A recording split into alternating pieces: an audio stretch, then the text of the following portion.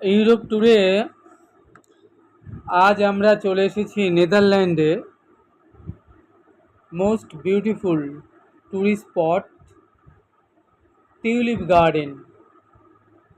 আপনারা দেখতে পাচ্ছেন কি সুন্দর টিউলিপ ফুল ফুটে রয়েছে, সত্যি অভূতপূর্ব দেখার মতো।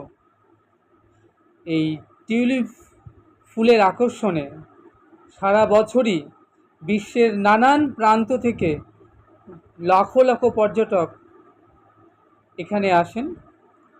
আমরাও সেই একই টানে কলকাতা থেকে ছুটে এসেছি সুদূর ইউরোপের এই নেদারল্যান্ডে টিউলিপ গার্ডেন দর্শন করতে।